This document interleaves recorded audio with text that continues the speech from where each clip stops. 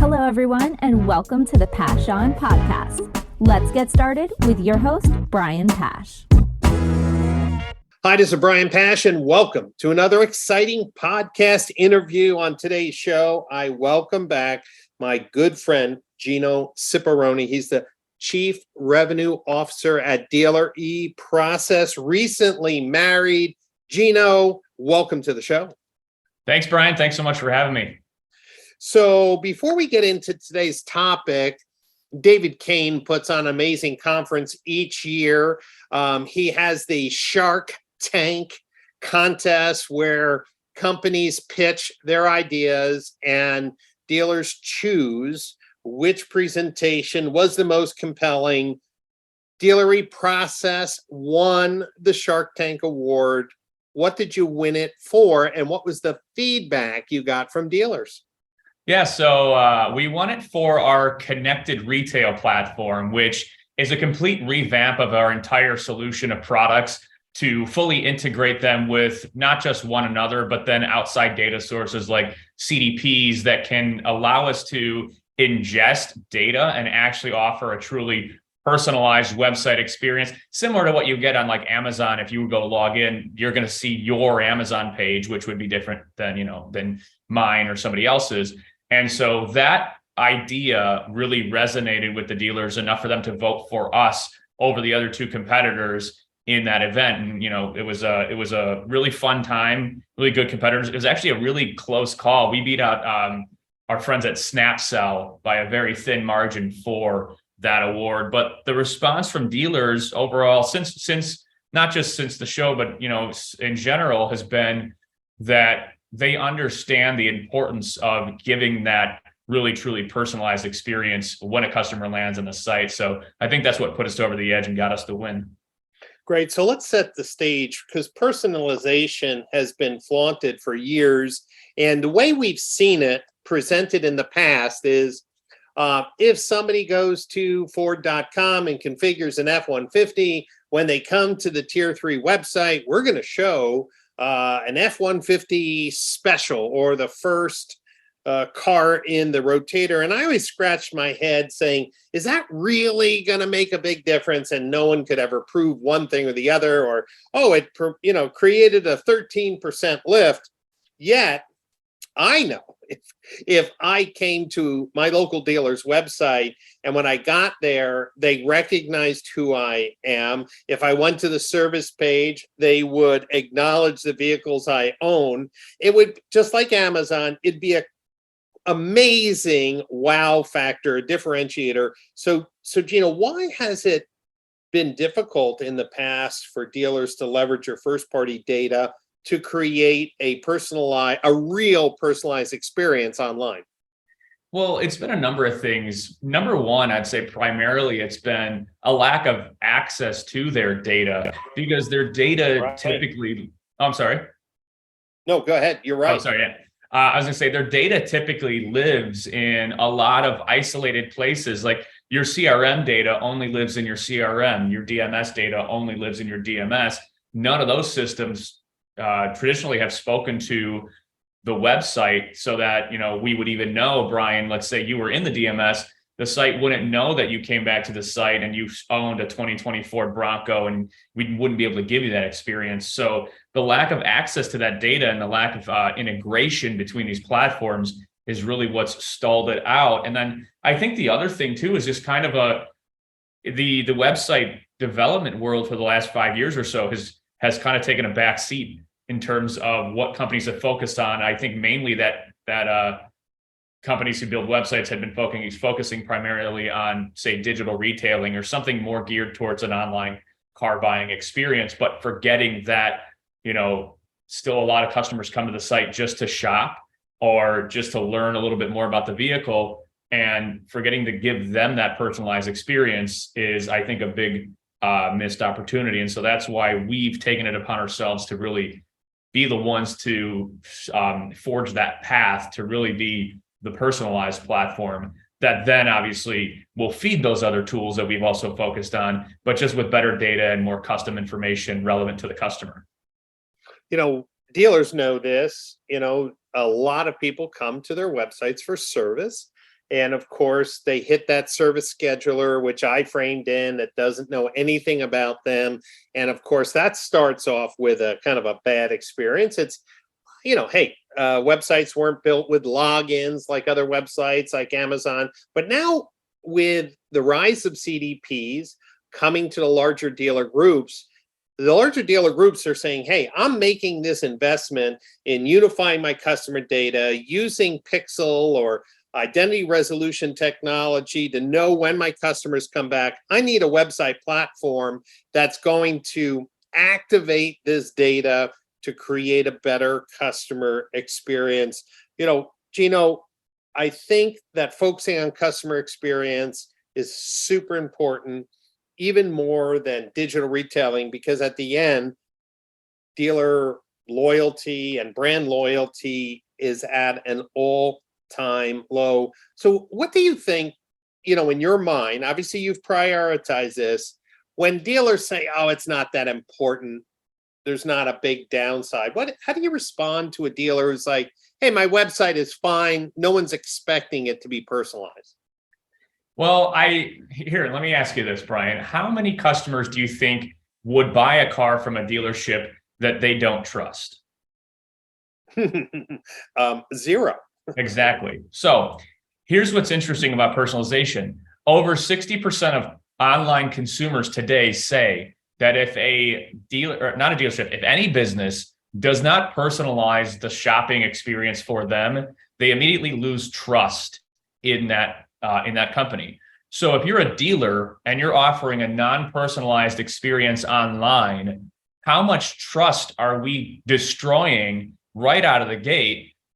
Because the customer's not going to come to your store until they go to your website. So how much trust is eroding in the customer base that's visiting the site by not giving them that personalized experience? And then how much is that erosion of trust really harming sales? It's hard to quantify, but I would argue that if you want to sell more cars, you would do everything you can to really build up a lot more customer trust, and having a website that's personalized to consumers will do that. So that's what I would say to a dealer who thinks everything's fine. I would say it's not fine. And actually, the way that I talk with dealers nowadays is kind of an interesting thought experiment. If you consider a salesperson on your showroom floor giving an unpersonalized experience. So for example, if I call ahead and I say I'm looking for a truck because I got a new fishing boat, and I walk in the dealership and the salesperson says to me, we've got great sedans over here,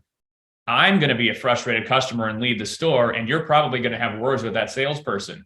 But your website, your digital salesperson, does that to every single customer who comes to your site, because no matter what the customer's needs are, the site is just going to say whatever the site wants to say to them. So it's that same bad salesperson doing it over and over again to the tune of thousands of customers a month. So it's just not overall the best experience to give the consumers.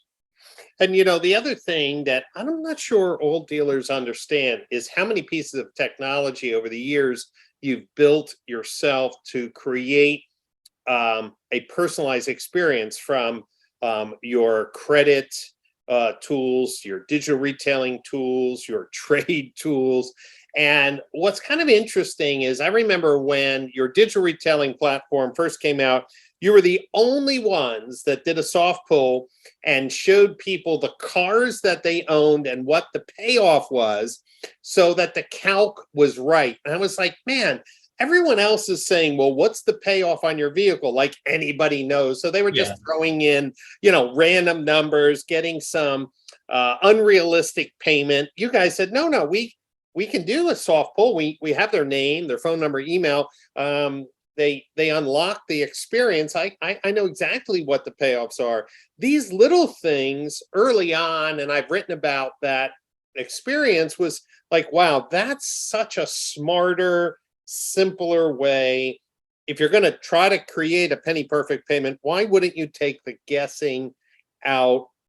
So when we think of today, Gino, dealers are often mandating, or the OEMs are mandating the dealers digital retailing tools that sit on top of websites. They're not connected.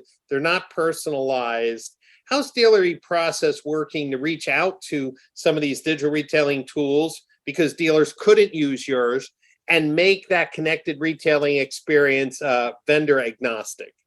Yeah. So the way I think about it is, at the end of the day, there's certain aspects of, let's say, human nature that we like to cater to here, because if we feel that we can make things more comfortable for people, both on the dealer side and the customer side, we know that everyone's going to win. So on the customer side, to your point about presenting, equity calculations on the fly for the consumer, that's just done in an effort to make people have to go through, fewer steps, jump through fewer hoops, which anytime that we can do that, people are going to complete more of the process that we want them to complete. So I think that's part of it. And the other part of it is thinking about, everybody wants to have a choice. Nobody wants to be pigeonholed into a decision they don't want to make. And that goes for dealers or car buyers. And so when we have dealers that come to us and say they will love our platform the way it gets personalized for the consumer, but they want to use another digital retailing tool, like maybe a CarNow or something like that, we don't want to be the company to say, no, it's all or nothing. You have to go all in with DEP or do none of it at all, because that just, again, goes against human nature, because I know I don't like people having, telling me what I do or don't have to do. Right. So when we do that with dealers, it never ends well. So we've reached out to these other companies like CarNow and a number of others to say, hey, you guys have a solid digital retailing tool. We know it competes with our own. However, we want to give dealers choice, but we also want to give them a web platform that offers the functionality that it would have if it was our own native tool using your application. And they, Tim Cox and the guys over at CarNow agreed with us and said we should just integrate fully. So if you have that application or any of the others that we've integrated with on the website, things like data sharing between our platform and the digital retailing tool will be in sync, so that personalized experience will flow from one application to another. You can use other website tools on the site, like sort by payment, which CarNow is generating. It just feeds our sort filters. And so that's, again, just trying to think of the greater good for the automotive industry. I think too many vendors over time have gotten so isolated from one another that we've ignored how powerful we could be together. And ultimately for the industry as a whole, it's beneficial. So that's where our head's at. That's such refreshing news for the dealer groups that are working towards first-party data management to create a better customer experience. Listen to what Gino is saying. The best personalized platform will be a combination of the tools that you decide, and their ego isn't so strong that, well, it has to be all or nothing. This is the type of mentality that we tried to create with the Automotive Standards Council for GA4. Everyone came together and said, look, naming of the events isn't important. What is important is giving dealers standards to do roll-up reporting. You're saying personalization is a must. It's a differentiator. If a dealer needs to use other tools than what we've already integrated, fine, we'll integrate it. This is the right movement forward, because at the end of the day, as headwinds continue, as more Chinese manufacturers come into the United States, as competition rises, dealers are going to have to focus on the customer experience. DEP overall has been ranked among the highest from dealer ratings for customer support. I've been hearing more and more complaints, Gino. Obviously, as a chief revenue officer, you're part of the executive committee. I'm hearing a lot of complaints that customer support has been cut back. They're not getting the same level of service. Tickets are sitting in queue, especially with website providers, much longer than dealers want. How has Dealer eProcess maintained that high level of customer support where a majority of the tickets are done within a very fast timeline? What's the secret behind that? It's dedication to the dealers, first and foremost. Obviously our owner and founder, Joe Gillespie, was a former dealer himself. And really what led him to start Dealer eProcess was all the headaches you just mentioned, Brian, along with other things like the technology at the time was poor and whatnot. But that mentality has permeated our culture since day one. I mean, it's really not, I think, good business if we don't provide the best level of support, because even if we gain a good number of customers in a given month, and this is me talking from the revenue side of things, if we gain a good number of customers in a given month, but then lose a lot of customers, we're treading water. We're not going anywhere. So it's just as important to us as a growing company to maintain solid support for our dealer base from, like I said, the revenue side, but also too, just from the standpoint of dealers need a lot of assistance with these things. They're not website experts. They're not SEO experts, not paid search experts.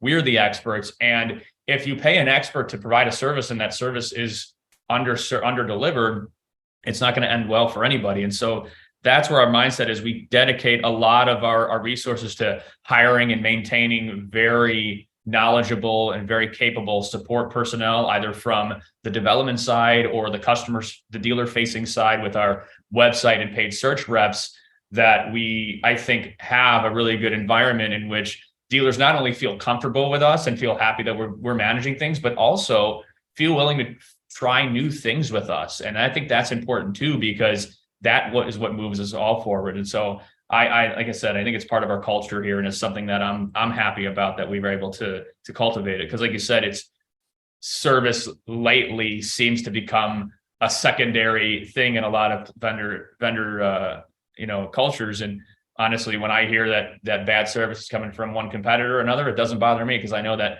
there's a dealer out there that we can help. Well, talking about service and timeliness, we have the GA4 cutover coming up July 1st, where Universal Analytics, let's call it GA3, data will stop. And Dealer eProcess is a member of the Automotive Standards Council, was the first to fully implement the specification in the hard code of the website, not through a Google Tag Manager container. For dealers who are DEP customers, they should know that you've created a complete GA4 instance and all the events are flowing. But a lot of other dealers are confused. They're not sure if they have things set up. You've been on some of the council calls. I'd just like to hear from you. How important is it for dealers to check that GA4 is properly set up? It's very important for the dealers, but honestly, the vendors, in my opinion, the vendors on the GA4 council should also be reaching out to their dealers, letting them know that, these things need to be set up. There's processes in place for a lot of the other vendors that have to be gone through in order to get that set up. I think that it's critical what you're doing at ASC. I think that it's been way too long that we've all looked at ourselves only as individuals. And it goes back to what I said before. All of these companies that are working together, a number of them are our competitors, but for the greater good, we've all agreed to the same standard because we want to be measured against the same benchmark. And if we're underperforming, it helps us to know that, so we know where to go make fixes. But for the dealers, I've been talking with a lot of dealers about this lately, actually, and a lot of them aren't aware that even though they might have a GA4 account set up, which if you don't, you're in big trouble at this point. But even if it's set up, it doesn't mean that the ASC spec is necessarily set up. And so I think there needs to be education coming to the dealers, because they don't know what to look for, from the vendors saying, hey, we have this new specification. It'll take a little bit of time to set it up, but would you like us to go through that process, and here are the benefits? I think that would be helpful to dealers. It'd be coming from the vendors like us, not from the dealers themselves. And that's a key point. The dealers have to be involved. I just want to let every dealer know who's listening to this podcast, you must contact your website platform to know the measurement ID, the account that they set up to support the ASC specification. That most likely should be your primary GA4 account. So please get this resolved sooner than later. Gino, as you look to the future of the connected retailing platform, what are some next steps that you want to tease the dealers who are listening? Obviously, the ones who are coming to DMSC, you'll be able to showcase the platform to an even greater degree. But what are some things coming down the pipe that the connected retailing platform can do for dealer groups who are looking to leverage their first-party data? Yeah, I would say that this connected retail platform we've built is, from everything I've seen in my decade here at Dealer Process, truly the first website platform that has been built for dealer groups. And here's what I mean. Every dealer group has obviously their individual child sites. Some have a group site. And for the most part, every dealer group has brands that they sell that compete with one another. What this means is that shoppers in your marketplace are going to be browsing, let's just say, your Honda website, and then they could maybe next week go browse your Toyota website because they don't know which vehicle they want. The reason I say that this is the first platform specifically built for dealer groups is because when consumers do that type of cross-store browsing on our platform, the data that we capture from that Honda site will transfer over to the Toyota site. So the Toyota site will be customized with the search activity from the Honda site, along with all the other data that we're getting from the CDP. So you're creating within the group an ecosystem of true personalization that keeps somebody really kind of in your web at that point. And then to tease you more about what's coming down the line, things like our dynamic homepages are going to be coming later this year, where if we recognize that I, as a consumer, never use our payment filter that's on the homepage, we just might remove it and replace it with some other widget that might appeal to me more. And Brian, if we detect that you actually like to use banners a lot when you go to the homepage, you're going to see a homepage that's really just more banner heavy. So now you're talking about kind of a chameleon homepage. It's going to change its skin based on who's at the site. All of this is being done. All of our personalization is done without a login too. So those are the two big things that I'm most excited about right now. Other than that, I mean, we've got a lot of other things come down the pipe that are pretty interesting, but I would say those are the biggest things. And like I said, when I talk to dealer groups about this idea of sharing data across the child sites, it really resonates, because I don't know if anyone's really thought about that experience before, but I mean, it's all one business. Your consumers should be engaging with you in a cohesive way that's personalized to them, regardless of what site they're on. So that's the big exciting stuff for us right now. Well, you heard it here first. There is some amazing tools for dealer groups who want high-level support, personalization, and awareness among their sister stores in the group. This is exactly what dealer groups need to improve the customer experience. And if you haven't signed up for the Digital Marketing Strategies Conference, it's May 21, 22, 23 in the beautiful town of Austin, Texas. You can go to digitalmarketingstrategies.org, because DEP will be there, or be able to show your dealership and dealer group executives exactly what it means to reinvent your online experience. Dealers don't need another website. They need a connected retailing experience that drives greater loyalty and lifetime value. And for all who are listening today, this is one of a series of podcast interviews from the companies that will be at the DMSC conference. So if you've not listened to a podcast on this channel before, you can just search for the Brian Pash Podcast on the Google Play Store, Apple Podcast channel, or you can go to brianpash.libsyn.com. That's LIBSYN.com to listen to all of the thought leaders that will be present in Austin, Texas in just a few days. Gino, if there was one thing that you wanted to leave dealers listening into today with about the connected retailing platform, what is it? I would say, I mean, it's hard to pick one, right? Because I think it solves so many problems. But I would say at the end of the day, look at your current website experience through your customers' shoes. Maybe even have a relative who's not in automotive sit down and try to use your website, pretend like they're buying a car start to finish, and see how frustrating it can be if the website does not proactively bring information that it knows is relevant forward to that consumer. And if you think that that is ruining just that one consumer's experience, it's probably ruining a lot more. And so that's what I want everyone to take away from this, is that we have to become better. We have to get into 2023 here, where every other major industry that has an online retailing presence is using these types of tools. Automotive has to get with the times and really make this a true revolution in what it means to have an automotive website. Come on, you're preaching to the choir here. Dealers who'd like to get a demo of the connected retailing process can go to dealereprocess.com. And if you're going to DMSC, make sure you reach out with a team and get a one-on-one personal demo scheduled at the show, or grab a drink or dinner with the DEP team. Gino, thanks for being on the show today. And for everyone who's listening, remember, the future of automotive retail is a focus on the customer experience, driven by better management of first-party data and activating that data to create a personalized communication and ownership strategy. And I'm so glad that the team at DEP is following that lead as the industry moves forward. Thanks for listening to today's show, and I'll catch you next time on another podcast interview.